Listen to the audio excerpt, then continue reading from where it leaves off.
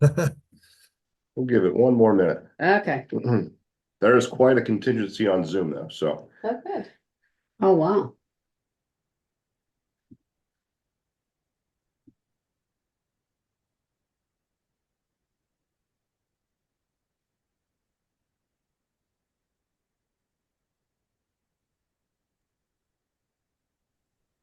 we do have a quorum though, so that's Okay. the most important thing. Well, I hear the bells ringing, so I think I'm gonna call this meeting to order. Right at 7, Perfect timing. and I'm calling the Quaker Valley Council of Government Delegate meeting to order at 7 o'clock exactly on Wednesday, April 16th, 2025. And let's all stand, if you're in the room, for the pledge. Pledge allegiance to the flag of the United States of America and to the republic for which it stands, one nation, under God, indivisible, with liberty and justice for all. So roll call. Sure thing. Aleppo Township, Avalon Borough, Bell Acres, Bellevue, Here. Ben Avon, Ben Avon Heights, Here. Edgeworth, Emsworth, Here. Glen Osborne, Here. Glenfield, Here. Hayesville, Here. Kilbuck, Here. Leet, Here. Leedsdale, Here. Sewickley, Here. and Sewickley Heights. Here. That's a quorum. Okay. So we go on to our guests that we have here tonight. And do we have Sure. guests online too? So Mr. Mark Rangers, he is the new president of the Sewickley Valley Chamber of Commerce. He reached out a few days ago and just wanted to introduce himself to the group here. His goal as president is to get more involved with not only Sewickley, but all the communities surrounding the Sewickley here in the Sewickley Valley. So Mark, feel free to take it away and And I give have us to a little say summary. thank you for coming. Oh, Very well, much. thank you. First of all, thank you all for letting me come to attend the meeting. I own a small business in town, a little gallery and frame shop. About a month ago, I was fortunate to accept the position as president of the chamber. I've been on the board for about a year and a half at this point, and pretty much the whole time I was there, I was just kind of observing more than anything. And I came to the conclusion that we need to be more community oriented. And that was one of the thoughts with meeting you guys, was to, reach out and, trying to communicate more with the council. Julie's on that council. And we're just trying to communicate more and broaden our reach. We historically have been only kind of focused on small retailers within the village without even actually reading our own bylaws for years. So once we started to actually study what a chamber really should be, other than it, we've realized that we've been acting like a retail association for the last 30 some years. So I'm kind of making it my mission to change that. I want it to become a chamber of commerce and include any business. And I thought, what a great relationship it would be if all the businesses were talking more to you guys, to the COG, because it just feels like the more organizations actually communicate, the less we are in a vacuum, so to speak. So I just wanted to meet everybody and let you know that we're here, we're trying to grow. We've been reaching out to some of the communities that are just directly connected to us, and then we want to expand, down to Pittsburgh and north, south, east, west, et cetera. So everybody's welcome. It's not limited to any business. It's open predominantly to businesses, but some private residents and nonprofits have actually been coming on really strong. Got quite a few nonprofits already joined. And we're planning educational programs. We're planning, community event programs. We're already responsible for quite a number of events in towns like the Sewickley Night Mart and some other events that we do. You're probably familiar with a lot of them and might not even know that the chamber's actually hosting them already. But that's really it in a nutshell. We actually recently hired an executive director. She's going to be really active in trying to, she's going to go to your managers and secretaries meeting soon. Oh, nice. Yeah, so, if you guys have questions, ever want to reach out, please send me a note, an email, go under our website, you get all our contact information is there. Reach out to our executive director or myself or anybody that's on the board. We have a great board right now. Everybody's pretty active. So any questions, comments, directions, want to tell me, get lost? No, I'm glad you're out as mayor of Glen Osborne, your next community over, Yeah, and actually almost a new resident of Swickley. But I've been here for a long time, and I think it's great that the chamber is finally doing this. trying to reach out. Yes. We've been doing Yes. a lot of housekeeping and it's kind of a fascinating, through housekeeping, you learn a lot about what you're supposed to be doing. And so So that's been. can I ask you, what are you supposed to be doing? Well, What's your this is mission? one of the things, Okay. is to communicate, to make a stronger community, both business wise and as a community itself. And, my biggest goal is to listen to people and to just try to be transparent about what we're actually able to accomplish. We get a ton of messages, a ton of comments, and a ton of questions from people that ask us governing things that we don't have any control over. Right. And we're trying to get that message out there. We're not a government body. Yeah, We right. are, we're trying to act as a group of growing businesses in the community, but we also want people in the community to know that we're like not anti-community. We're, we want to have, I think if both thrive, if each thrives, we all do better together. Anyhow, I think, thanks for commenting. Thank you for coming. No, and then on my discussion with Mark, I highlighted that, our monthly report would be a good opportunity to see what's going on in the COG without having to come to every meeting. So he could, relay that to his group. We had a lot of exciting events that were approved or happened in the last few months. Our tree adoption event, our hard to recycle events coming up in the fall. So again, there's a lot of opportunity, I think, to collaborate with each other. And when there's opportunities for me to share things that his organization is doing and, trying to get more input from our communities, I'd be happy to do that as well. So thank you for coming out. And again, if there's any questions, please, this is the time. Mark and I know each other. Mark served on the Swickley Light Up Nights committee for the past couple of years. Well, you did all the work though. Well, it was a team effort, but Mark, I think what's cool about the COG is that this is 15 communities around Swickley. So we're talking about like more regional issues sometimes. Yeah.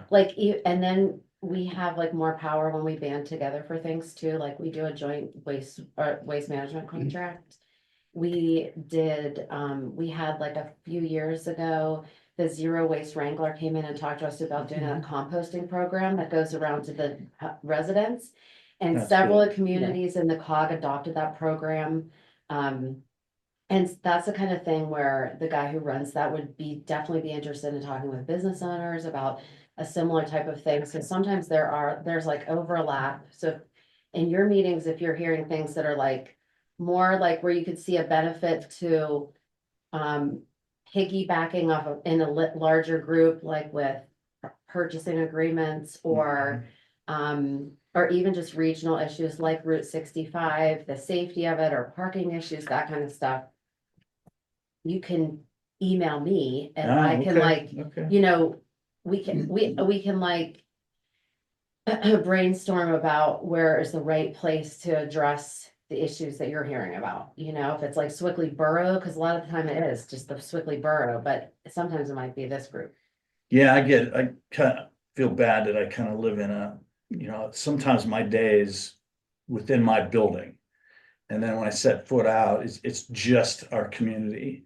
Yeah. But as I get a little wiser, as I get older, I realize that what is affecting me and my community is probably affecting every one of us. And we help each other in these meetings, we help each other. We talk about the concerns that are happening in our neighborhoods. And then sometimes we hear similar concerns or what one neighborhood has handled it this way and we share ideas and it's cool. That's awesome. Yeah. Not only that, you can connect with other chambers too, even though they're not members of the COG, but you it's all good to have reach similar out. issues, I would bet. Yeah, it's interesting. You live in a vacuum and you don't even realize you're living in that. You ask other people and they have the same problems that are, and most often they've already solved these problems. Right. And if you're, you Yeah. know, we're instead of reinventing the wheel. You're right? absolutely correct. That's one benefit that one of my favorite items on our list is the concerns of the delegates. Because so often people who have had experience with the Yeah. same thing Yeah. could tell you, well, I wouldn't go that way. Yeah. Maybe you could do it, try this, or, more brains are better than one brain. Yeah, But absolutely. yes, It's all about thank you. communicating. It sure is. It sure, well, as you say, which I firmly believe, what happens in one place does affect those that are surrounding Yeah. us. Absolutely. And after doing a comprehensive plan for twice, I will say You've that- practiced. oh, yeah, well, we know how important for, at this end of the cog, Swickley is, the downtown.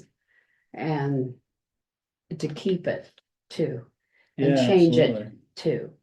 It is very important because it does affect the surrounding Yeah. areas in this part of the cog. So thank you. Absolutely. I guess I should leave you guys be. Oh, You're no, welcome you're to feel free step to with me. hang out if you'd like. It's up to Yeah. you. You I could might- stay for a little bit. Sure. I should, I don't want to overstay my welcome. Yeah. Well, It's a public meeting. Yeah. it is. Yeah. And we also have Amy Silverman. Hi. Hi, and welcome from PRT. Yeah. I'm gonna jump and have you. Yeah, I can give a high level overview. So thanks, Patrick, for inviting me. I'm the Chief Development Officer at Pittsburgh Regional Transit. I've been there for about 12 years now. And in that role, I oversee our scheduling, planning, and engineering and capital construction groups. So in transit amenities. So we, if you have not been keeping up with the news, announced a major state funding crisis that we are going through. We've been going through it for some time. We've just been hoping that the state would act on it. They've not yet, so we've gotten to the point where we've needed to plan for service cuts and fare increases to be able to propose a balanced budget for our board, which will adopt, our fiscal year starts July 1. So we need to adopt a balanced budget by the end of June. And so in order to do that, my planning team and scheduling team have gone through a pretty extensive internal process to propose a over 1/3 cut in our service, which Wow. is obviously a devastating proposal. And we hope to never have to put it into effect. But in order to do that, we needed to sound, the alarm. And let everybody know what would be coming. So these changes, if nothing were to happen at the state with additional funding sources, we are largely state funded. And our previous state funding falls under Act 89, and that program was set up to last about 10 years, and it has been a little bit over 10 years. We were able to make the funds from it last a little bit longer than anticipated because the pandemic actually brought in some significant federal relief money. So our federal relief money has now run out. We have started tapping our reserves this year. We're using about $50 million of our reserves. Next year, we'll be using over $100 million of our reserves. And so we can't do that at some point, all of the lights would go out, right? So, so we've proposed those service reductions, which would go into effect if nothing happened at the state. We very much hope that the state does do something. The governor's budget proposal proposed an additional $40 million for us. We need about $117 million. So that proposal is not enough. It's not yet in the House or the Senate. So we're waiting to see. We do believe that they will begin to introduce some of that legislation here soon. This is also impacting Philadelphia. They are announcing a 25% service cut in August and then another 20% service cut next January. So they are even in more dire straits than we are. So all is terrible. But there are two really, I think, key opportunities right now. One is that we've begun a public hearing process, which is a formal process we're required to go through per our board. Anytime we make a major change to a service, and that constitutes anything over 30% of a specific transit route. So we've opened up that public comment period. It is open to the end of June, and we will be having 3 separate public hearings. They'll be 8 hours long, 2 different 4-hour sessions. over 3 different dates. And so one way that we want people to look through these proposals and give us feedback is through those public hearings. But that's actually the secondary thing we want. The primary thing we want is to reach out to state legislators and tell them that we need to solve this problem. So we do want the feedback of the specific service reductions. Should we have to do them? We want to know how communities are feeling about them, and I'll go over them at a high level for you all too, as it relates to your communities. But sort of that primary thing is, let's just get the funding that we need so that we don't have to figure out, should it be the 14 or the 13 route that, goes away or gets reduced or what have you. All of the service that we have out there, maybe about 99% of it should be out there. There's a little bit of fat to trim, and we have set up our service reductions in a way that prioritizes trimming that fat first if we were to find ourselves in a situation where we didn't have to cut as much. But we proposed 8 different steps to go through to cut this level of service, and only the first 2 of the 8 steps are trimming the fat. Once we get to step number 3, it's really serious community impacting, economic impacting cuts that would devastate some of these communities, and the communities of this COG are particularly impacted by it. So those are the 2 sort of high level requests, our state legislature, and then also to come to our hearing. To speak a bit about the specific impacts to the communities in the room and online, we do have, overall, we're proposing that the entire system not have service after 11 p.m. at night on any day of the week. So that very significantly impacts security jobs and hospital jobs, as well as service jobs for restaurants and bars and things like that, and also our sporting and cultural and concert event type service jobs. So people who are working those types of events are not then able to get home at the conclusion of those events. We don't have a lot of riders at that time of night, but that service is really, really focused on people who have no other way of getting around. They don't own cars. We also have several route eliminations too, I believe within the COG are the 14 and the 19L, which are proposed to be completely eliminated. The 19L was an earlier one, and there's sort of 8 steps. And if you want to, I'll share the website as well if you want to go through all the detail of the process by which we went through to make these difficult decisions. The 19L is a little bit earlier on the cut list, if you will. So even if we had a smaller service reduction, the 19L would be more likely to be one of those earlier things to go, whereas the Route 14 is actually in step number 8. So it was one of those like deep cuts, like if we have to get all the way to 35%, the Route 14 is in that last bucket of the 8 buckets. So losing the Route 14 is very geographically impactful, to all of the communities that you all represent here tonight. We would completely lose all transit service in Ben Avon, Emsworth, Glenfield, Glen Osborne, Edgeworth, Leedsdale, and Ambridge. I don't think Ambridge is part of that, but so that anything basically north of where our Route 16 ends, which does serve some of those, inner communities just outside the city of Pittsburgh. Beyond that, Sewickley, still has the Route 21 that comes across the river here, and that is still proposed to remain, but that is a much less direct pathway to downtown for commuters, and would really leave these communities out of having people who don't own cars be able to live here. So probably impactful to seniors and children or growing and adult children and other groups of people with disabilities who can't drive, much more impactfully than others. So that's significant. We also have major reductions proposed on Route 13 and Route 16. I think 15 and 17 maybe don't enter into the COG, but they also have major reductions proposed.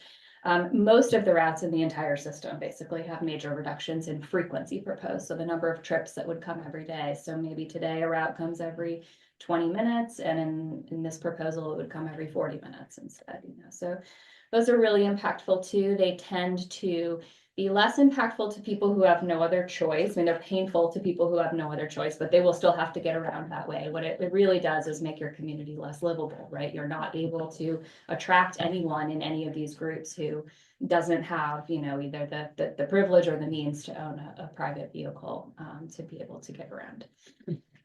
And then there's one more really random impact, which is bridges. You have it on your list too, right? Yeah, we do. So in going through this, you know, we were tasked internally with trim the fat anywhere you can find anything before we cut service, right? Our primary goal as Pittsburgh Regional Transit is to provide service. So we want to make sure that we don't pull any service off the street from people who need it until we've done everything else that we possibly can. So we've gone through all of our infrastructure that we own, and we have 3 random, from the time that we were created in 1964, bridges that we own that run general traffic on them. And we have proposed here that we close those bridges, you know, if this actually had to come to pass and we were not able to continue paying to maintain those bridges, I would imagine we'd have some sort of conversations with our municipality partners that these bridges are in. I believe we've got 1 and 3 separate, I think 1 in Emsworth, 1 in Avalon, and 1 in Brenham.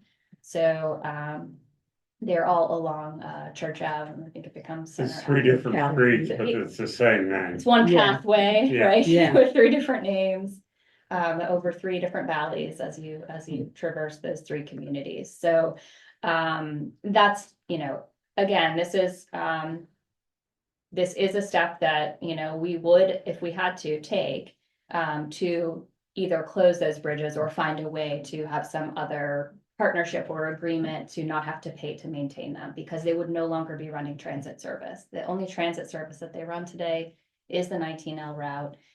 In a perfect world, this would have already happened, you know, 60 years ago when we were created, but it just so happens that we've been maintaining these 3 nice bridges for the last 60 years. And if it comes to it, we would choose not to maintain them and be able to maintain running a bus route instead.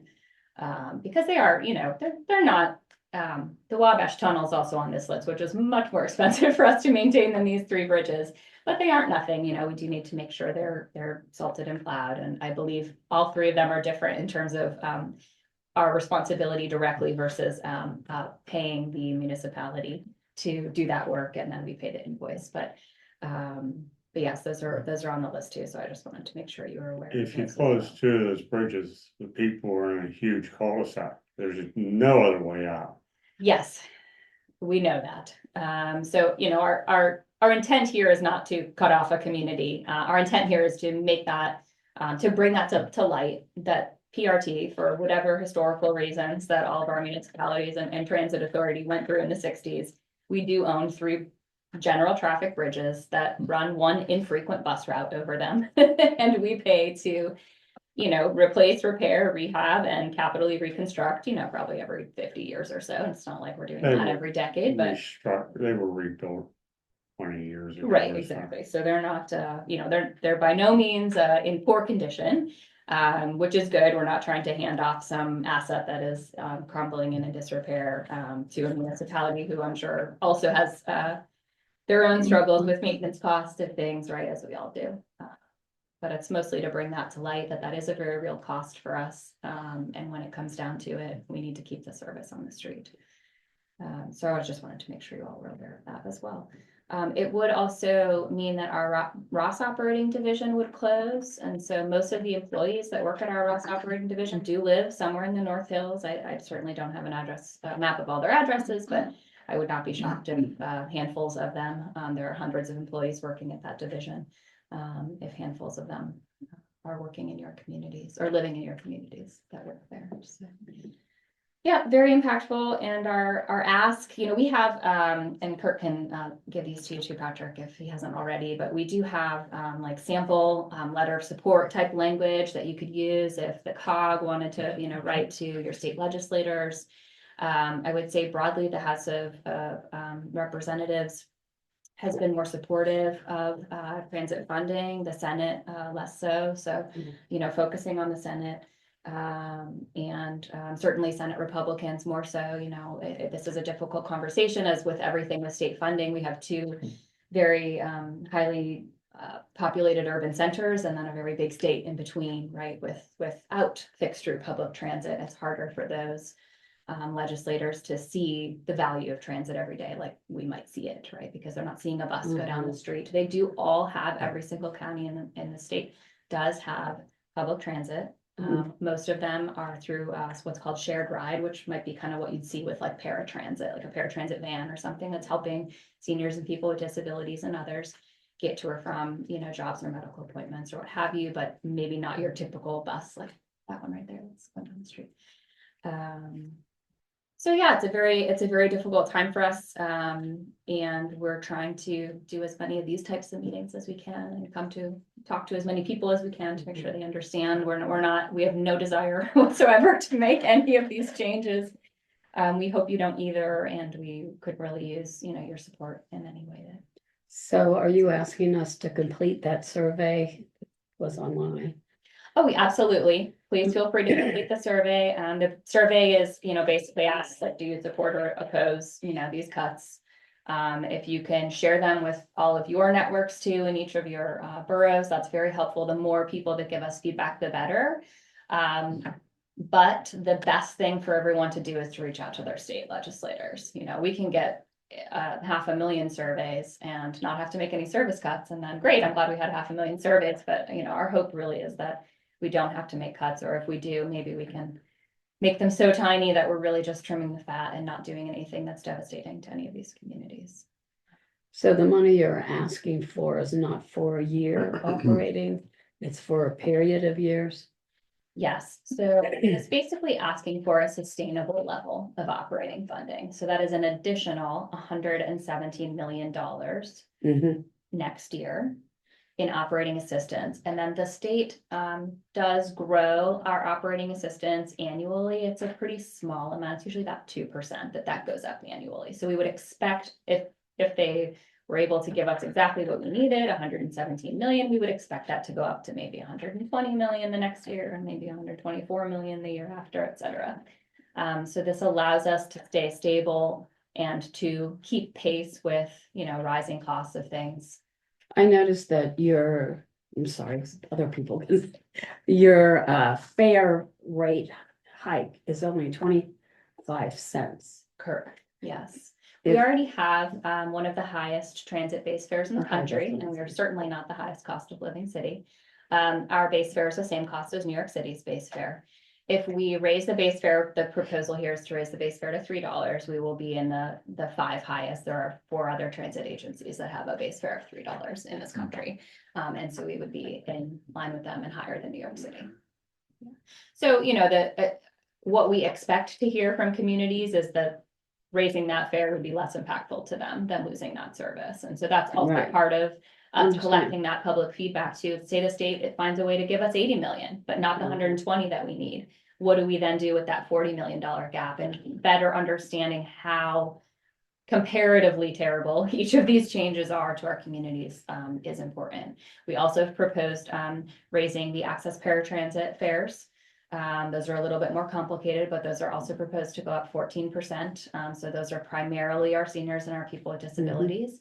And we've also proposed removing the protections of the ADA service area on our paratransit program for people who are outside of a certain range of a fixed route bus. So it's very complicated if you don't use paratransit, but really what it means is right now, under the ADA, which is a federal law, we are required to protect or commit to service for people who meet the requirement for ADA, they have a disability.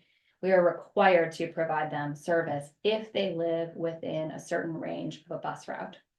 If they live outside that range, we're not required to provide that level of service. We still can when we can, right? If we have enough drivers, enough people, enough time, we don't have to give them that trip. We've been able to protect anyone who meets eligibility for ADA, whether or not you live near a bus route in Allegheny County, for our history.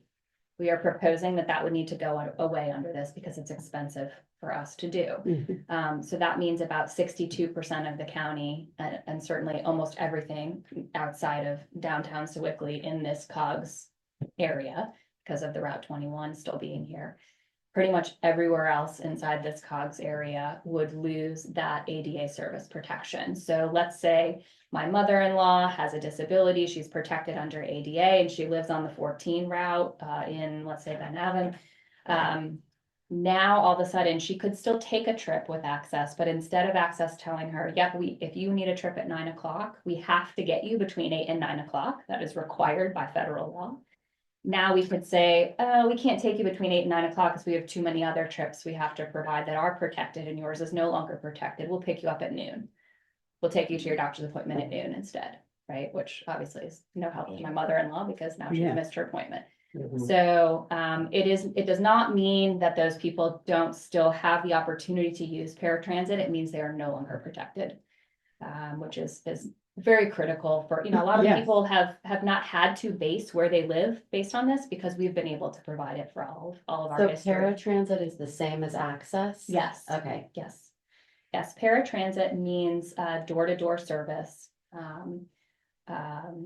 In an advanced reservation shared ride situation. Yeah. So you call ahead or you go online ahead, you make your trip request. And then you might share a ride with 1 or 2 or 3 other people. You might, there's not like a specific pathway, right? Yes. But you might share your ride with a couple other people on your way to your final destination, but we get you from your origin to your destination, Yeah. from door to door. I used to work in the medical community and that was like so critical for so many older people, that is how they got to their doctor's appointment. Absolutely. Yeah. Mhm. Yeah. So that's a tough one for us to have to Mhm. consider as well. So yes, we want everyone to give us feedback on those 4 major things. So fixed route service cuts, fixed route fare increases, paratransit fare increases, and paratransit service cuts. It's basically everything that we do is getting a gut punch here. And we do want people's feedback on, what's the worst of the worst? What can you maybe stomach and live with? But also please, primarily call your state representatives, call your state senators, call the governor's office, whoever you want to call, if you want to email, if you want to go to Harrisburg and tell you where to go. And we have some letter of support language that we can share as Oh, well, good. as well as a 1-pager of sort of FAQs to give you Great. some more high level context into the funding and things, which are more over my head. Any other questions we were just discuss this later in the meeting, but since Amy has already said it. Any questions anybody has Yeah, for Amy? What portion of your budget is the fares cover? About 10%. 10%. It's not very much. Yeah. Wow. Pre-pandemic, it was about 20%. And the national average pre-pandemic was under 20%. So we were doing pretty well pre-pandemic because we had that high fare. We have lost a significant portion of ridership since the pandemic, and we've reduced service, but we've lost a greater percentage of ridership than the service that we've reduced. So we're running about 15% less service with about 30 to 35% fewer riders. So our fare revenue does not make up as much as it used to. So what have you done to streamline your processes and reduce overhead to the administrative side? Yeah, so we've done a lot of things, and we are continuing to look at anything else that we can do right now. So we're coming out with our budget next month to propose to the board, and that will have some more belt tightening in it that we'll be talking about in May publicly. Right now, we are under a full travel freeze and a hiring freeze. So we're just kind of in like swim, sink or swim mode right now. We really are just nothing's going out the door with a check signed unless it's absolutely critical at the moment. You eliminating expensive equipment that you don't need. I mean, I know some buses carry a higher cost than other buses. I mean, is that something that's operating costs and repairs on some vehicles are much higher than they are in other vehicles? Sure. I mean, light rail is about 4 times as expensive as bus per hour of service. So we are proposing to eliminate one of our light rail lines. in this proposal. But yeah, buses actually aren't very expensive for us. Most of our costs are in labor and pensions, and healthcare. So, most of our costs are people costs, and we are a union, organization, so we do bargain for those, benefits. And so there are certain things that we can't touch, right? We can't say, oh, we're just gonna get rid of pensions, right? That's a negotiated, item with our ATU Local 85. So, where we do have the power to, tighten the belt and cut back, we have over the last decade or so had 4 years of wage freezes where we didn't grow anyone's salary, a dime any year. And we never have enough money to do what we want to do. We've been reducing service for the last 5 years. And so this is sort of the world that we live in, is try and get by with as little as possible, right?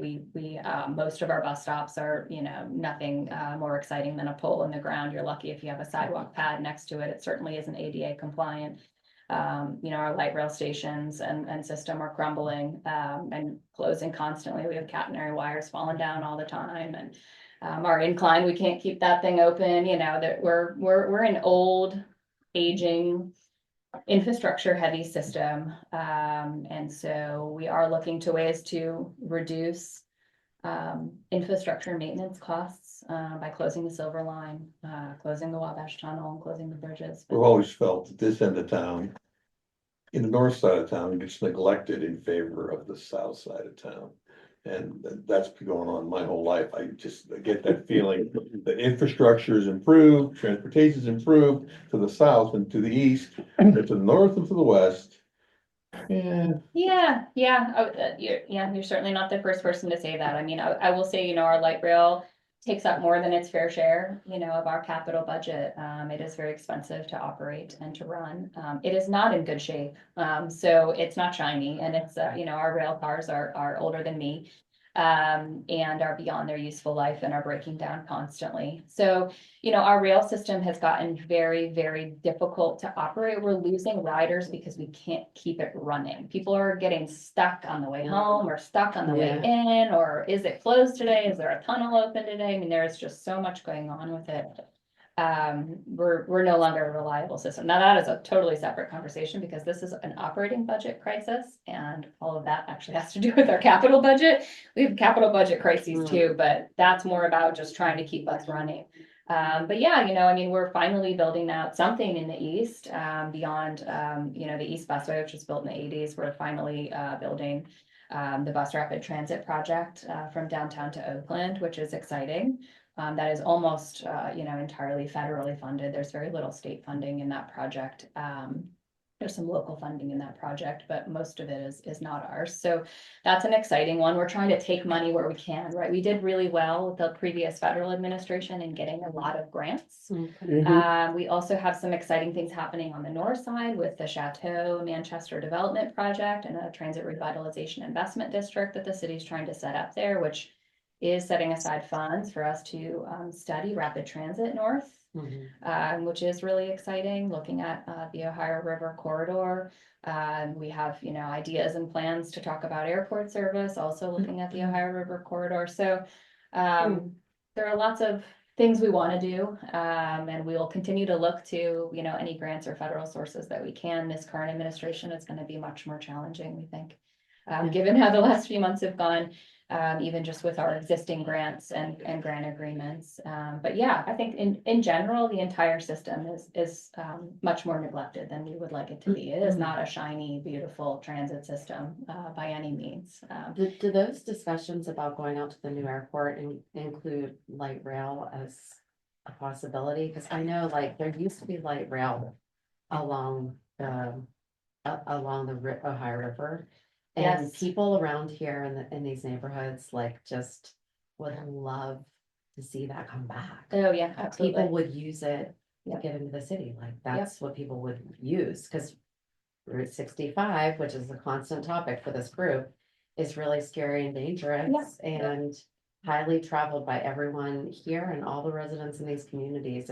Light rail would be amazing. Hearing you talk about how expensive and falling apart it is sad.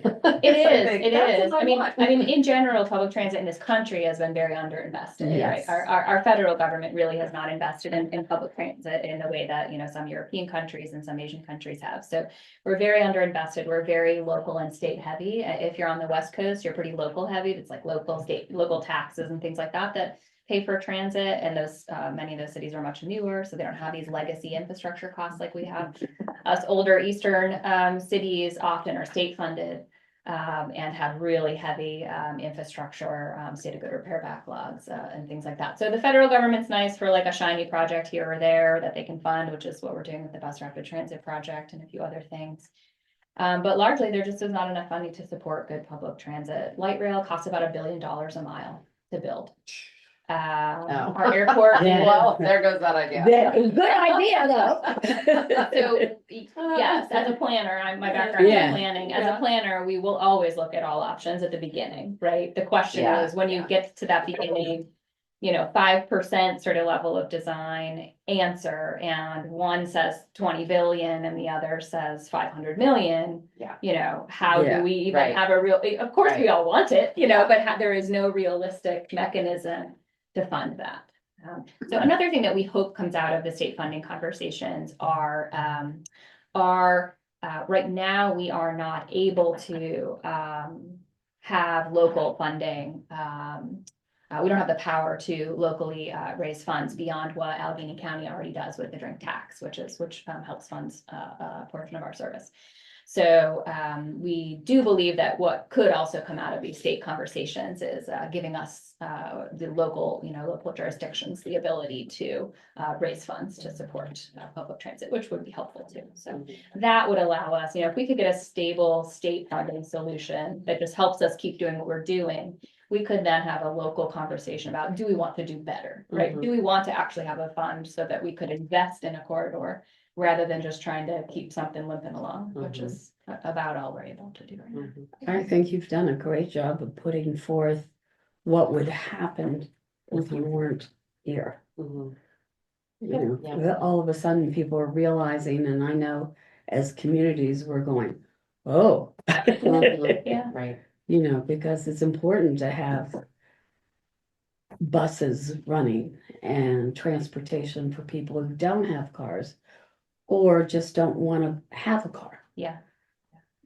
Or just to keep traffic lower. Yeah. Right? I mean, you Yeah. take all of us bus and rail people out of our buses and rail cars and. I put can't us on- imagine the put us on boulevard if Route you weren't. 65 and, Oh, yeah. yeah. I mean, it's bad now, but it could get worse. Yeah. Even with people working at home, which is Yeah. a different trend. Yeah. But, I do think it's important, not only for the area to be able to get from one place to another easily. And, even if you had a car, you don't need to use a car. Yeah. Because it's an easy transportation to get into the city. How nice would it be for the city itself? It's a hub, like Swigley is a hub here for the surrounding areas culturally and economically. To be able to get in and out in 10-15 minutes. Yeah, and I'm sure I'm taking up more of your agenda and time than you hoped, but we haven't talked about bus line redesign either, but we had started a reimagining of the bus network, you know, and one of the primary complaints we hear about the Route 14 is that it no longer goes into downtown, right? We kind of cut it off at its ankles when we took it out of downtown back in, was that 2012, I think.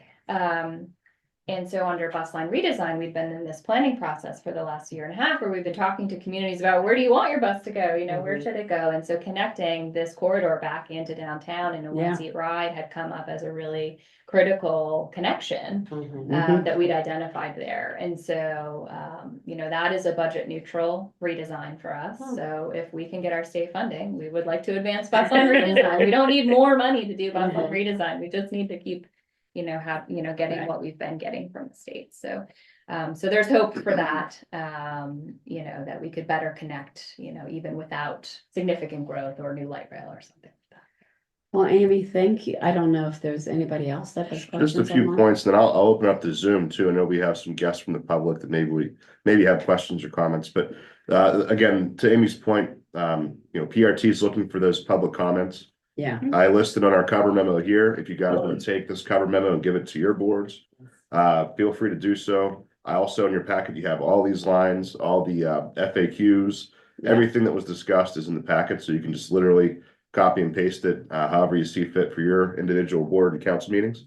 And the number one thing that Amy pointed out, and I think is invaluable, is an invaluable suggestion, is reaching out to our state senators and state representatives. So correct. again, I highlighted, who is that? And the list is here for each one of our communities. Obviously, I could put together a letter of support from our organization, but I think it would be much more helpful if, in addition to that, every one of your boards, every one of your councils also put forward your own letter and filled out these things, and just sort of flood the zone, right? Mhm. We want to Yeah. make sure that we're showing that we're upset about all these different changes, and that there is a solution, and the solution is more funding from Harrisburg. So with that being said, anyone on Zoom? Where can we find that? Well, so good point. So those Yeah. that don't have a meeting packet that might be on the call. So if you go to our website, beautiful website, right? qbcog.org. Right down here, you'll see, let's see, third one down, proposed service cuts, and hopefully everyone on Zoom can see this. Proposed service cuts announced by PRT. If you click that, it's basically the same thing in the cover memo, but we have some nice URL links. So you have the survey link here. If you click that, takes you to the Make Your Voice Heard. If we go back again, how do I register for those public hearings? You have to register. The 3 hearings are all register. The registration information is all right there. And then again, who's your state rep? Boom, right there. So that's a good resource. I could forward you those PDFs that were provided by PRT as well. But definitely want to provide you guys as much information, get ahead of this, because this is only announced on March 20th, right? Yeah, I would anticipate that as the weeks and months go on between now and February, your meetings may have 2, 3, 4, 5, 6 different people that weren't there before, just like ours tonight has. We never Yeah. have guests, but now we have guests because this is a very interesting topic, right? So with that being said, anyone on Zoom have anything or comments, feedback, ideas? I do have a comment and a question. First of all, thank you very much for the great presentation. We in Lead still have decided that we will do a resolution actually in support of our line 14 to be delivered, to be accepted formally on the May meeting and then delivered to our legislators and the PRT and everybody else. So thank you for the information that we could include. I will look through the packets and see what we could include in our resolution, because our borough uses the line 14 heavily, so that's an important topic to us. And I'm already hearing from constituents with very specific points being brought up, like from me. And I signed up for a public comment in the Lawrence in the convention center, so look forward to that. There was really good coverage of the issue in local papers, and one number struck me. I have a question about the thoughts, like what could have happened here. They say that the ridership on our line has dropped maybe like half or to a third of what it used to be before COVID. So COVID basically did a number on this in terms of usage, and then it never came back. So I guess that's what I am genuinely puzzled and struggle to understand. Like, what happened to the people who used to ride the bus? Yeah. Because those are probably not the people who are working from home. Do you know what I mean? Yeah. What are your thoughts on this, and how do we, because this has a wider implication for our regional economy, like honestly, like struggle to comprehend the extent of it. What are your thoughts on this from any studies that you've seen, any of your surveys? What do you think is going on here? Yeah, it's a great question. And yes, we've had many, many discussions and policy papers and all sorts of things since the pandemic about this topic. Broadly, what we're seeing is that most office-based workers are working about 50% remotely now. And so what that means for you, if let's say you're required to be in the office 2 or 3 days a week, is that all of a sudden that parking burden or that driving burden is no longer as significant, right? And maybe you had a transit pass and you got the monthly pass so that you could get a bit of a discount. Now a monthly pass doesn't make sense to you anymore. So you're not getting a discount on your transit pass. You're only paying for parking 2 days a week instead of 5 days a week. And so the cost justification, even though if we did the math, it, you know, obviously driving a car is much more expensive, but if you are already a car owner and you're already paying for the depreciation and the insurance and, you know, and the maintenance, you aren't seeing that day-to-day cost. And so we also saw traffic levels drop with that remote work, and now we have seen them return to pre-pandemic levels. So traffic is about at 100% what it was pre-pandemic, which means people have returned, but they've returned more to cars than to the bus, right? So we think a lot of that has to do with those payment mechanisms of the sort of parking burden or the traffic burden, if you will. Maybe you're fine to spend an hour in a car 2 days a week, whereas you were not fine to spend an hour in a car 5 days a week. Maybe that is an okay trade-off for you to have that increased, you know, freedom of having your car after work to run an errand or you know, what have you, pick up a kid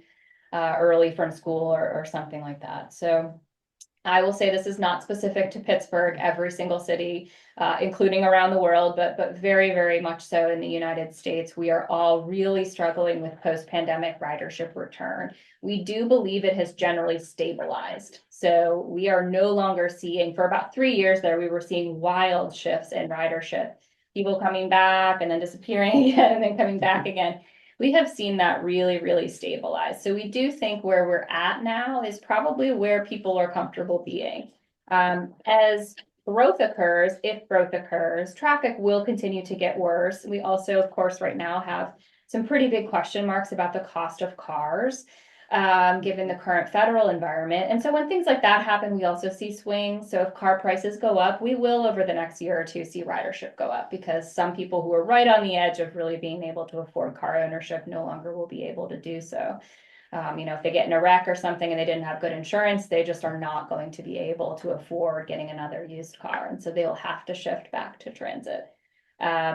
And gas prices can also do the same thing. But then again, when gas prices go down, then we see the ridership go back down too in certain instances. So yeah, it is a nationwide challenge, and we don't expect it to change anytime soon. We were doing bus line redesign with the intent of ridership growth. So one of the challenges we have here in Allegheny County is we have 99 dispersed transit routes, and only one of them actually runs under a definition of high frequency, which generally in the transit world is considered every 15 minutes. So almost none of our routes run that frequently. And so if you aren't living on a transit route that runs 15 minutes or better, you have to plan your life around the transit schedule. If you, you know, research shows if you're able to live on a transit route that comes every 15 minutes or better, you will do everything on transit because you're almost never waiting for it. You just go out and it's going to come in a couple minutes. You check your email or make a phone call or whatever, and then the bus is there, the train's there. So we were doing bus line redesign to sort of bring us back to that core and say, let's really invest in high frequency corridors. Let's get some good backbone back into this system. You get people living on these corridors and using transit for every trip type rather than just commuting. We were a very commute heavy city because of our traffic congestion. A larger proportion of our riders were commuters than in similar sized cities. Other similar sized cities have a larger portion of riders who are not choice riders, who are poorer, lower income type riders. So we just had a different flavor of ridership that was much wealthier. It was much more spread out with, you know, it didn't really matter what kind of income you had. You were likely to find anyone of any income type on a bus or on a train here in Pittsburgh just because we have really bad traffic. And so we are struggling more with rebounding that ridership because we aren't going to get some of those commuters back. Well, that's fascinating. Thank you so much for sharing. All right, anybody else on Zoom before we move along? Can I ask a quick question? I am a commuter who's definitely riding it less with the ability to work from home now. But I do still take the bus, the 14. My question is, you mentioned there was a possibility of a $40 million proposed that we might be getting. Would that possibly keep the 14 running even at a less frequent rate, or would it still be on the chopping block? So what we've not done yet is because there's, this was a governor's budget proposal. So it's not a formal piece of legislation that has been proposed by the House or Senate yet. And so because it's not been formally introduced, we have not gone through the service planning process for it. Mostly because we could be spinning our wheels if the House comes out with a $60 million proposal or an 80 or 100 or something else. And it takes quite a long time to do this service planning work, and to do it well and make sure we're doing it in the right order. So it is logical to expect that if $40 million went through and it was not the 117 that we needed, that service cut of 35% would be smaller. How much smaller, we've not completely scenario planned out yet. So we are waiting to see what gets introduced, likely into the House, and then we will begin to look at that. We also don't want to confuse the public by having multiple scenarios out there at once. This is already, an overwhelming amount of information for most people to take in. So we will just focus on what we know, which is that we need that 117, or we have to fill that gap with service cuts. If the House and Senate are able to pass something, we will then quickly be able to pivot and update publicly what those plans are. And if they are significantly different, we will have to go back out for another round of public hearings. Okay. Great. Thank you. Any other thoughts from Zoom? Going Hi, my once. name is Ann. I'm on the Glen Osborne Council, and I just wanted to ask, what would be most helpful for you in these public hearings? Writer testimonials or local government municipal representatives advocating? I think the higher level is always better. We will absolutely get the resident and citizen testimonials too. So we're not at all concerned about filling up the public hearings. But yeah, I would say the more sort of borough representation or elected, local elected official representation, council members, I imagine some of you are council members. I think that holds, a lot of weight to be able to speak slightly more broadly for your community rather than just your individual experience. I don't doubt that we have, 100 or so regular transit faces that we will absolutely see at these hearings. And then I imagine we will have several other hundreds of people like you who are maybe not such regular participants in our transit meetings who come out to these. So I think every voice is powerful. But I guess, and it could be even personal opinion. I can ask our government affairs folks too, and our communications experts. But I would say that more, representative and staff who are representing these communities are helpful. Okay. Thank Great. you. Thank you for your All right. time. Any final questions? Well, thank you so much, Amy. I really Thank you. appreciate the Yeah, time you spent with us absolutely. tonight. Yeah. Yes, thanks for having me. Thanks for being so proactive about it and being organized and getting everybody all the information, putting it at all your fingertips, hopefully helps make it easy for all of you. So we appreciate any support in advance, as do our riders of the 14. Gotta keep that 14 alive so we can bring her back to downtown and see her thrive again. Yeah. Yeah. Thank you again. Absolutely. All right, I'm gonna head out and. No, absolutely. Okay, thank you. Thank you, thank you, all. thank you. Yeah. All right. Okay. Any other guests that want to speak? Before we move on? Okay. Moving on, I'll take a motion to approve the March 19th, 2025 meeting. Minutes? Is there a second? Second. All those in favor signify by saying aye. Aye. Great, I have to abstain since I was absent. Sure. thank you.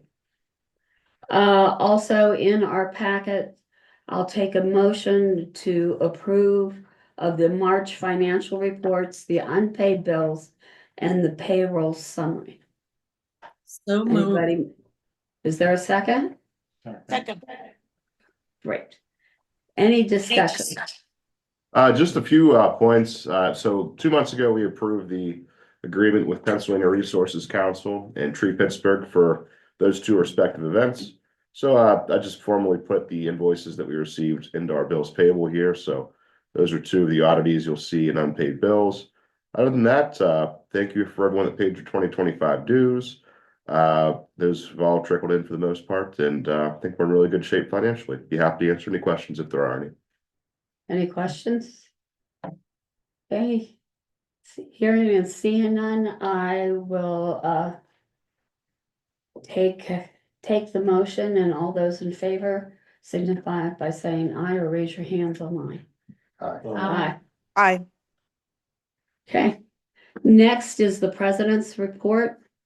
And I'm gonna keep moving new business up to the top, Patrick, as much as I can. I do want to make the communities aware of, and I talked about it at our last meeting, of the US semi-quincentennial, which is coming up next year. And on the side, it's America 250.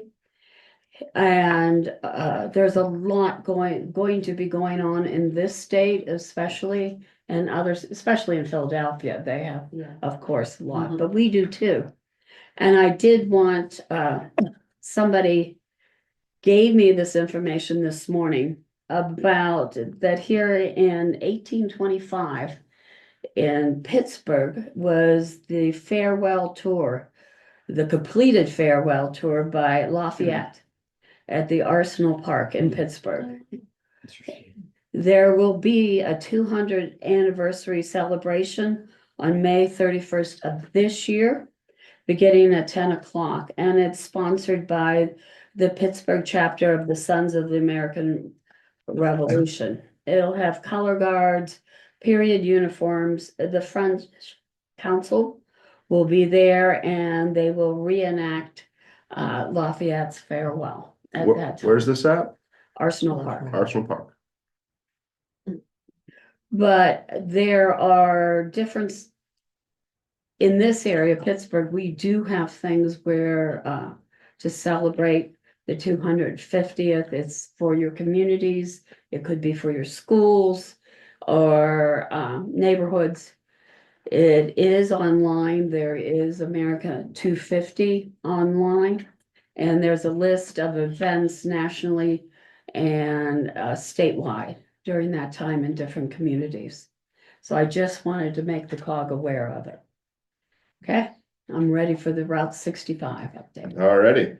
Well, I will defer to our guests on the call, Mark, Ramona, and Dana from the Leadership Development Initiative are going to be giving us some updates on our Route 65 Manchester Citizens Corporation collaboration. Great. Take it away, guys. Yeah, thank you. Ashley is also here with us tonight as well from our group. So at this point, hopefully most or all of you should have heard from one of our group members or one of us here by now, or someone else in your council or in your municipality hopefully has. If not, definitely feel free to get in touch with one of us as well. We'll be happy to connect with you or facilitate a connection as well with someone in our group. So hopefully, like I said, that is already going forward, and you've had some good conversations there. I know the last meeting we heard about some good conversations that had already been had. But kind of a new piece of information, a couple of new pieces of information we wanted to share. I think first of all, save the date right now for May 15th. So next month on May 15th. Time still to be determined, but thinking probably 6 p.m. At the Manchester Citizens Corporation building in Manchester in the city of Pittsburgh. We are planning to have a town hall meet and greet event to talk a little bit more and allow you to actually hear directly from LaShawn from MCC, potentially other members of MCC as well, of kind of their vision for this Reconnecting Communities project, the Project 1965, and what they would like to see with 65 and what they feel they feel that would help their community and reconnecting their community and the economic development there. I think another piece related to that would be we are also working on trying to either expand the current intergovernmental agreement or some other type of MOU to include the city of Pittsburgh, and I think more specifically Manchester in that, with all of you, working together on Route 65. So that would be another piece that would be discussed more at that town hall. And I think also talked with Patrick that week. I know you also have a meeting on Wednesday night of that week. So would still plan to present probably an abbreviated portion of what we talk about at the meet and greet town hall at that meeting as well, just in case, for those who cannot make it and, an extra refresher, maybe even for those who can. So I think that's the main things that we had to share and discuss. I don't know, Ashley, Dana, Ramona, if any of you have anything to add.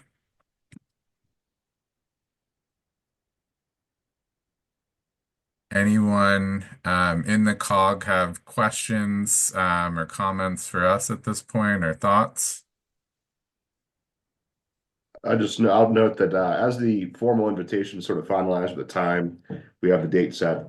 I'll be sure to include that within my monthly report, highlight it to our managers meeting, highlight it to the board, in an email form, and encourage anyone that's interested in participating in it to register and come on down on May 15th. Yeah, sounds great. And we will also make sure to distribute those, that link or invite as well to everyone that, we've talked to so far to include all of you as well. So. Okay. Perfect.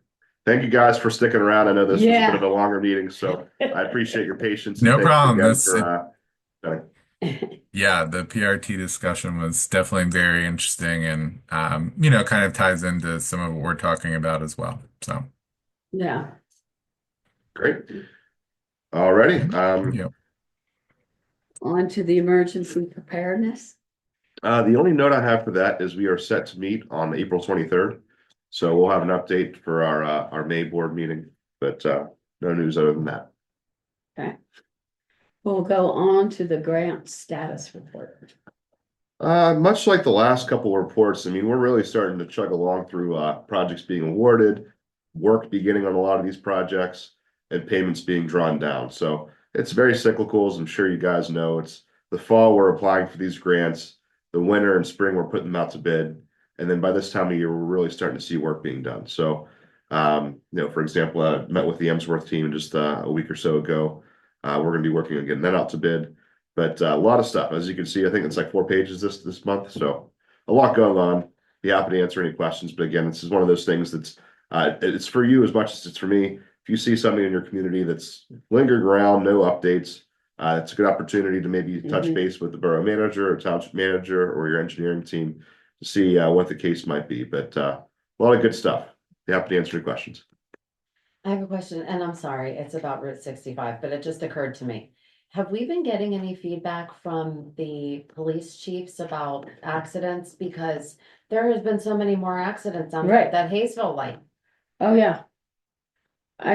Essentially, the trouble with the Hayesville light is there's a part that's Glen Osborne that I do get reports on, but there's also a part that is state.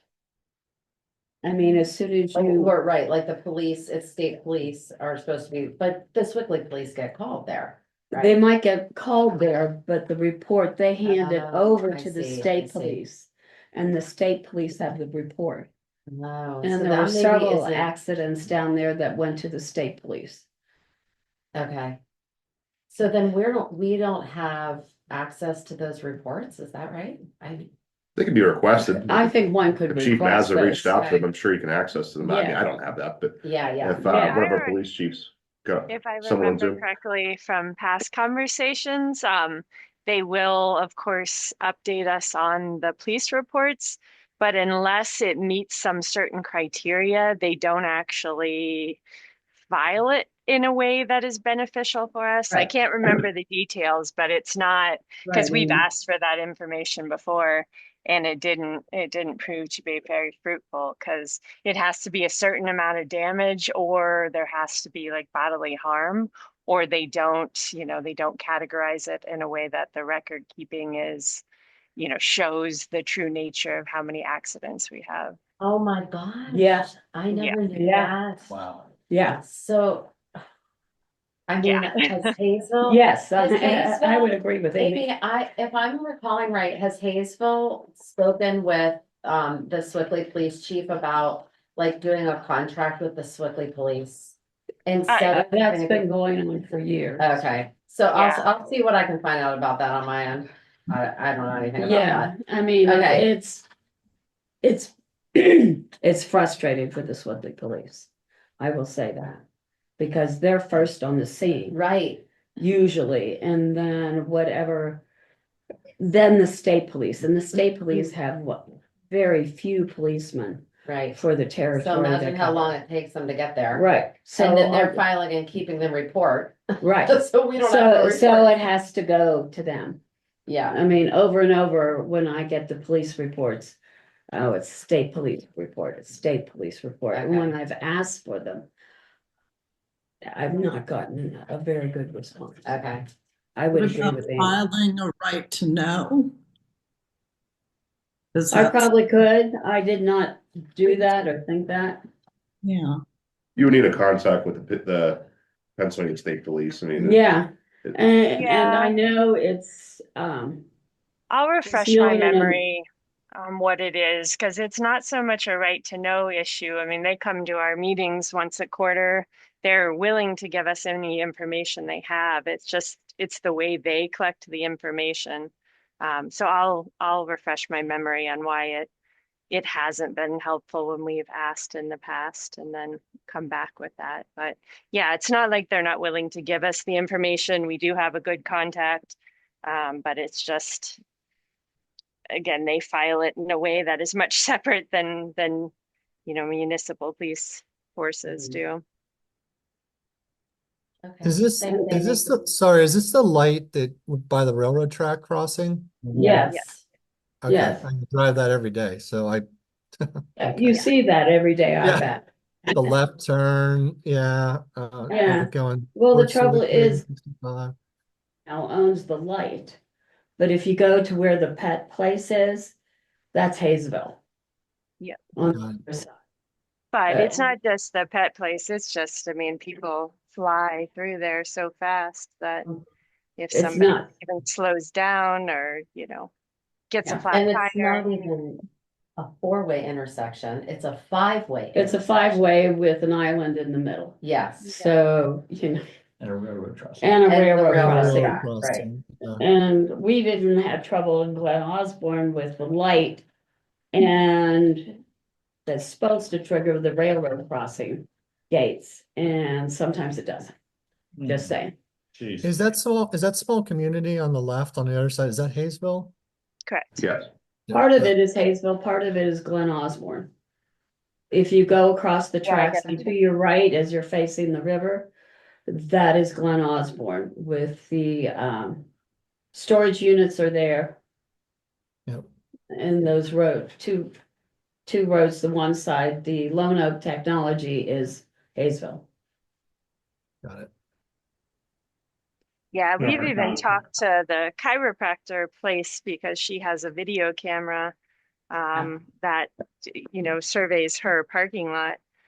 So even asked about trying to figure out a way to sort of get a count of the accidents that happen through that, but obviously it's not something she's really monitoring, so difficult. On the topic of that, information. traffic signal, I can't attest if it's up and running, but it's been installed. The license Yeah. plate reader camera.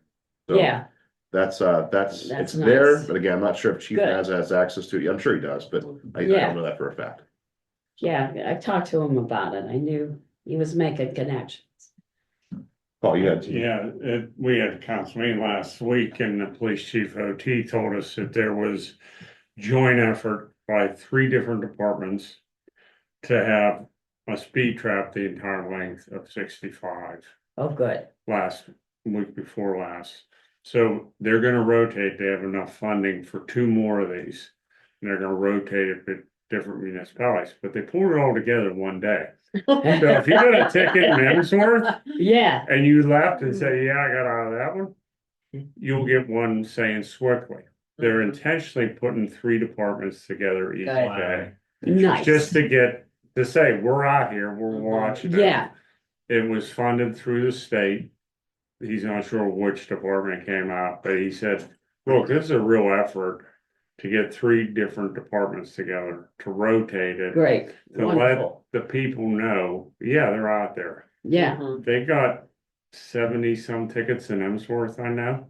We Wow. asked them how many were repeat customers from somewhere else along the boulevard. He wasn't sure, it just happened, but there's 2 more sometime over the summer. He just smiled and wouldn't tell us when, which is fine. But the state did come up with some funding to try to show that all the departments are looking at 65 and trying to slow Okay. traffic down. Oh, great. Paul's point, that's the money is allocated through the West Hills Traffic DUI. Enforcement Task Force. Mhm. So a lot of it, you'll see the DUI checkpoints, but again, that was something that probably like in March, when the chiefs got all last together, we had the chief from Moon Township who actually Yeah. runs the task force. Sorry, Lieutenant, his name's Lieutenant Alki. So that money, we had to like write a letter of support requesting that we keep the levels Right. at the same level as previous years. And yeah, it's a great operation. Yeah. You know, 2 or 3 of those events every year get paid, and it just pays the overtime basically to keep an extra person, you know, on staff whenever those enforcement mechanisms are happening. So yeah, it's great to hear it went well. Yeah, and plus they got a new piece of timing equipment to measure the speed. Mhm.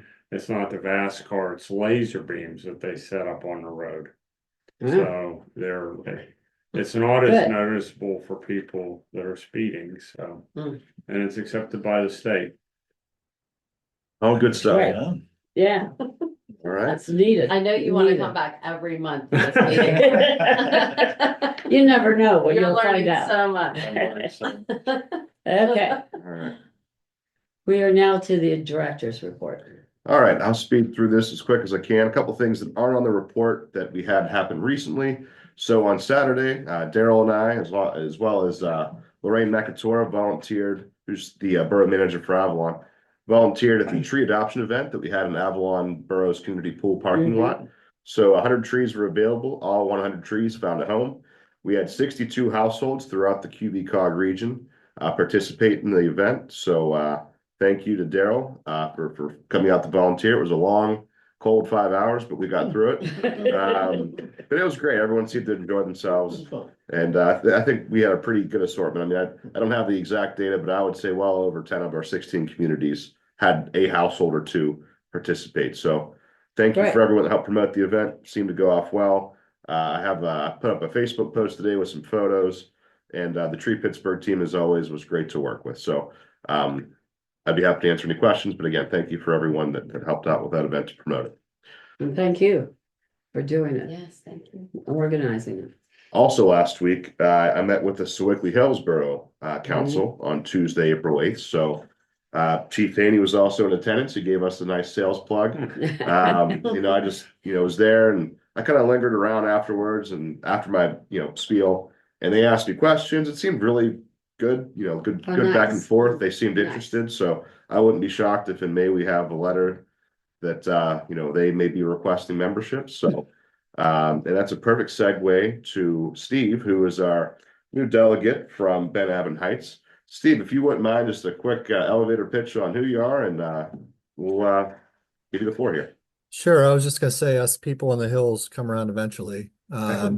Apparently. Yeah, so Steve Stiller, I'm vice president of Ben Avon Heights Borough. Been on the council now about 8 years, 2 years in a leadership position. Yeah, and we have a lot of really happy to join. This has been a great meeting, learning a lot about just a lot of the intergovernmental things that, we have a lot of problems that we've come with, especially with the leadership change in the last couple of years with a group that kind of like, here you go, guys, you'll figure it out on the fly. And like what I was hearing earlier in the meeting, when you guys, somebody was saying like, a lot of these problems already existed and have been solved. And it's really nice to be involved with a group with a lot of experience, and that we can talk about some of these problems. So we're looking forward to that. We have a lot of projects going on in our borough. We have a lot of infrastructure issues I'm sure everyone is dealing with. A lot of sewer stuff, a lot of stuff that's not fun, the not sexy stuff that we've been dealing with over the years of our aging infrastructure. Is, our borough is old, just like I'm sure everyone else's is. So, so happy to be here, and I'll try to get out next time. I'll try to get out in person. I got a couple young kids here, so I've been do this virtually, but and also Jill Berardi was my backup, and she'll be coming to the meetings when I can attend. So thank you all, and looking forward to. I'll get some introductions and know next time who everyone is. So when I come there in person. Great, thanks, Steve. Okay. I should warn you, when you come in person, we do ask you to make motions and second them. That's Just as a okay. I'm warning. not shy. I'm not shy. Okay, So a couple other things in the report, some sad news to report. yeah, One of our former township and borough managers, Harry Dillmore, passed away on April 6th, and he was a big part of the COG for many, many years. So very sad news there. His services were last weekend. So if you weren't aware of that, sad news to report. A couple other things. We did establish an event date for our intergovernmental reception at the Edgeworth Club. So it's going to be on Thursday, August 28th, 6 o'clock to 8 o'clock. So I met with the Edgeworth Club team, sort of went through the event. We're going to try again to do it outside. Last year we got a curveball with the weather where it was like apocalyptically thunderstorms, and then it never rained. It never actually rained. It was hot. So it kind of worked out that they shifted it inside. But we're going to try it again outside. And obviously they showed that if they need to switch on a dime, to shift it inside, they can do it. So looking forward to that. We'll have some more details in the coming weeks and months, but wanted to make sure that everyone was aware of that date. A couple other things, just one other thing really. So this has come up, like people seem to be really into it. It's the Scott Electric Foundation grant. So this is through the Scott Electric Company. 2 or 3 of our communities immediately reached out for some information, and to be honest, I don't really know a whole lot about it, but I thought it was a good opportunity that those that are interested can pursue it. Most of their grants are LED retrofits. They, the lighting up, to basically make it more efficient for your lighting in your buildings. So a couple entities in the region, Munhall Borough Fire Department and the North Strabane Township Fire Department, received $14,000 and $24,000 respectively for their LED retrofits. So it seems like a year-round opportunity, sort of first come, first serve. So, the more information is on our website. The application is literally 2 pages long, pretty straight to the point. Osborne will be applying. Yeah, Bill Mosky reached out. So again, people really seem to be in. I had the borough manager from Bellevue reach out about it too. So yeah, I wish I had more like, hey, this is the inside scoop for that. But it was really just an opportunity. I wanted to make sure everyone was aware of it. So Well, thank you. so that's my report for April. I'm going to go back to the Edgeworth Club again. Last year it was more informal, and the reason why we went to it, thought maybe went to it informally, it gave more opportunity for people to mingle with one another. And last year was a lot of fun, I thought, and people did have the opportunity, instead of sitting down at a dinner with everybody at your table, really mingling with other people that were there. And they all seemed to enjoy it, so I hope any representative is welcome to come, and I hope you do. Yeah, definitely. And keep an eye out for the news and updates. To Barbara's point, we wanted to make it more fun than formal. Yeah. I've been to this year alone. I've gone to 3 different COG events. I really think we do ours the best. I mean, sitting through some of that stuff is just like you're droning on. Yeah. And it seems to be more about the powers that be than the people that make the organization what it is. So we want to make sure that everyone has a good time, and we'll definitely kind of try to recreate that as best as we can. Hopefully, bigger and better than ever. So. And not only that, when you see somebody that have met face to face, it's easier, I think, to discuss problems than first time or over a phone. All right. Or find solutions. Okay, going on to new business. We have a resolution supporting the Pennsylvania Commission for the USA semi-quincentennial in our packet. I'll take a motion. So, People that are here, yes. Is there a second? Second. Okay, all those in favor here and online signify by saying your hands. Aye. Okay, second point of new business is the PRT. I would take a motion that the Quaker Valley COG would send a letter of support, even though they would like individual communities also to send letters and organizations. So I would propose that we make a motion to support the PRT's request for funding. So moved. Second, You're making the motion, Barbara, or you're asking for a motion? I'm asking for a motion. Okay, I'll make the motion. I'll And then second. All those in favor, first of all, discussion. Okay. Just quick, moving on to the end of the meeting. All those in favor signify by saying aye or raise your hand on aye. Aye. Okay. Any old business? Nothing on mind. Okay. Again, at the very end of the meeting is my favorite, which is the concerns by delegates. Patrick? Yeah, we'll roll through it here. If anyone has anything to bring to the group, this is the time to do it. Let's go with Dan, anything in Bellevue? Moving along. Sorry, I was muted. So Okay. actually, nothing happening in Bellevue of any relevance at the moment. So I'm gonna dip out of here real quick. That news is good news. All right. Well, I have a question, Dan. You're not gonna dip out that quickly. Okay. Have you put up a sign or anything since the accidents in Bellevue? Has anything happened?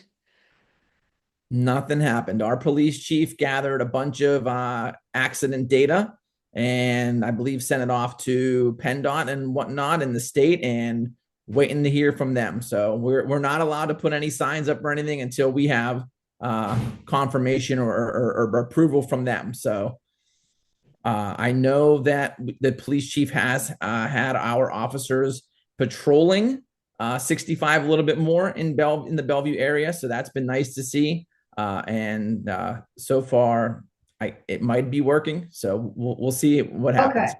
Okay. I just wasn't gonna let you leave this meeting without it. Thank you. Yep. Thank you. Steve, anything else you want to add from Ben Avon Heights?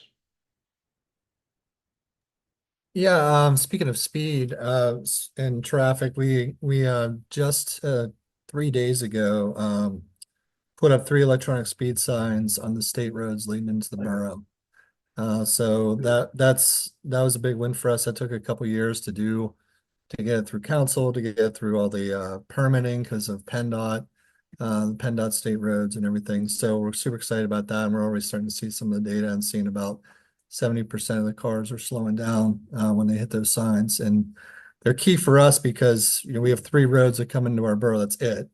And at the top of those, where those 3 roads come in, it is a bus stop in a park and another bus stop. So yeah, it is we've put down lines, we've done everything that we can. So we're trying this and it seems to be feedback's been good from our crossing guards so far. So that's really a way of going on. We also have phase 2 of our sewer lining project that we're kicking off here.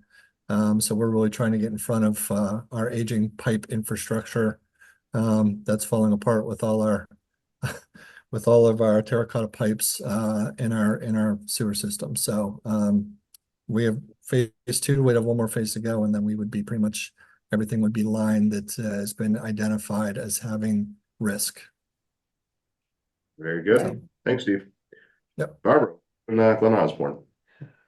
Well, I would love to have our sewer lines not in the shape your sewer lines are. We're doing the same thing. I have to say, after being on government for so many years, what I know about sewage and water and gas is more than I ever wanted to know. But we're working on the same thing. I just want to say, and that's I think Anne is still on. Anne, do you want to say anything about Glen Osborne? No, I think like everyone, we're excited to see what's gonna happen with waste management. So, well, I think that's sort of the only other topic that wasn't touched on in this meeting. Will be later on in the year, I'll tell you. Thank you, Anne. Sorry to Thank put you on the spot like that. Oh, no, that's right. It's been a pleasure to join and meet everyone. I'll try to come by in person, just to meet everybody in person. And since we're all working together on the same things, really. Yes, great. Thank you. Paul, you're up. Quiet and run too. I like it. Amy, what's new in Hayesville? I don't. Not too much new for us. Pretty easy Ready. stuff. Move along, Daryl. Just thank you, Ben Evan Heights, for those signs. They're great. I walk by the park every day on my walk with my daughter, and I think 10% of people stop at the stop signs. If we could just fix that problem, it's just maddening to see people just run through them. I Yeah. think that they could set up a traffic patrol there and just print money. And Yeah, they could make a ton of money right there. It's Yeah. contract, coming from Home Depot over the hill on their way to Bellevue, running the Yep. stop sign every morning. I yell at them. Doesn't seem, but I'll keep yelling at them. All right, Donna, you're up. What's new in Lee? We don't have really too much going on. We're finishing up the park project. It's now coming down to figuring out the color palette for the pickleball court, tennis court, all that. We're also going to have Leet Earth Day and keep leaked neat. I like it. We have a family in Quaker Heights that adopted part of Camp Meeting Road. So those folks and a crew from up on the hill are going to take care of that section while we have a group meeting from 10 to 12. Both are 10 to 12. We're all meeting at the township building to start, grab gloves, vests, and everything else that's needed. So it's Awesome. April 26th. That's Very, it. very good. I like it. All right, Maria, what's new in Leetsdale? So similarly, on April 26th, we in Leedsdale are going to have our annual cleanup day, Earth Day cleanup day. This year it will be combined with tree vitalized tree planting. We got 12 trees from Western Pennsylvania Conservancy. We'll be planting those mostly in Henley Park. Everybody is invited. If there are groups, they're welcome to come. We'll provide volunteer hours verification for your organization if necessary. Our Washington Street realignment project, removal of the hump, is proceeding. And we are still working on the boat dock. I think it's going to rebidding due to changes in the project specification. Patrick, you're in communication with our borough engineer. So this is proceeding, right?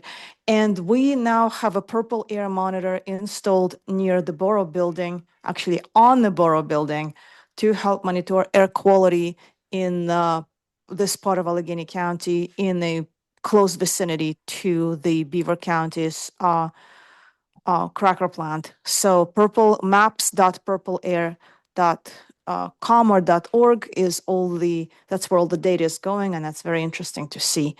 Some 4th of July fundraisers coming up, a craft fair in the park, and looking forward to the summer when we will be doing our 4th of July event and some other, beginning to think about designing our Henley Park with using the funds that we have raised, and we're still waiting on some other funding decisions as well. I wanted to mention that I will be applying on behalf of the borough and our 4th of July committee to try and raise some money towards our 2026 4th of July celebration, which is 4th of July parade and fireworks. This, everybody from all the municipalities in Quaker Valley area seems to be there on the on that day. It's a flagship summer event for the whole area, kind of. That's the least contribution to our year-round festivities, and we would really appreciate letters of support from our surrounding municipalities. If it's okay with you, I would contact you directly or your township managers to if we could have a few good words about how you enjoy our parade. That would be great. Thank you very much. I'd be happy to put out a call to arms for any letters of support. Now, obviously, I'll put together a letter if requested. Thanks so much, Patrick. And I pulled up the map for everyone here to see, and great to see that purple air monitor up and running.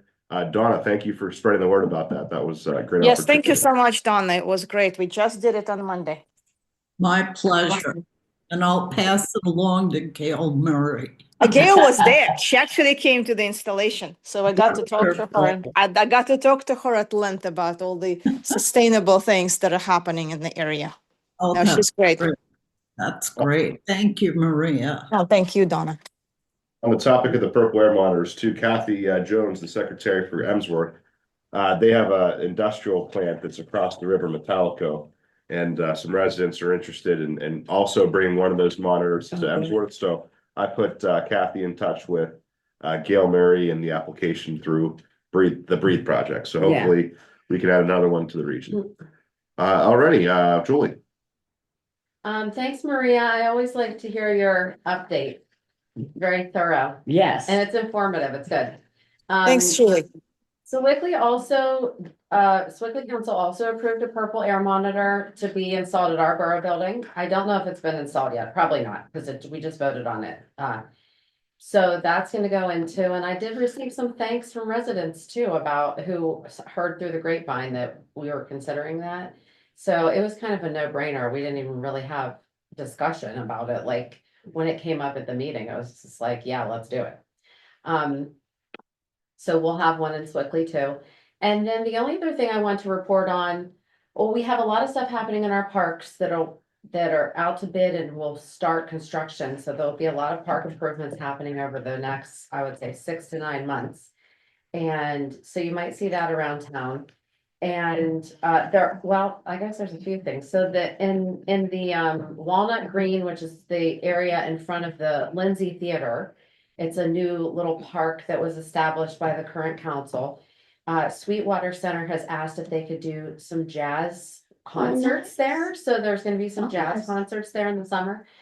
And then we also had a traffic study that we commissioned our gateway engineers to do for us to look at pedestrian safety at some key areas in the village. And we got a really detailed report with suggestions for things that we can do that were like high impact, low cost, all the way to like high cost, high impact, but like longer term thinking. So the first thing that we did implement, and council just approved it last week, is to just time the pedestrian walks differently at the red lights so that there's a leading pedestrian walk. Basically, all cars would be stopped. Cars would still have the red light. Pedestrians might have either 3, 5, or 7 second lead before the light turns green for the car. And we think that will be a huge improvement, especially at Beaver and Broad Street. Yeah. But it's also happening at our intersections on the boulevard.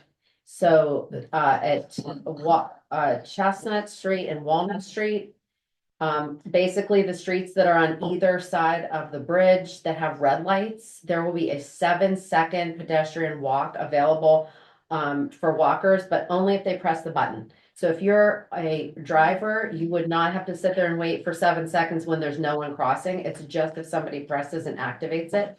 So, I mean, it was just a real simple thing, and it's exciting. It might really make things much safer. So, but then we're looking at other longer term things too, but that's the first thing that we've done. I'm amazed at how many people cross at this cross.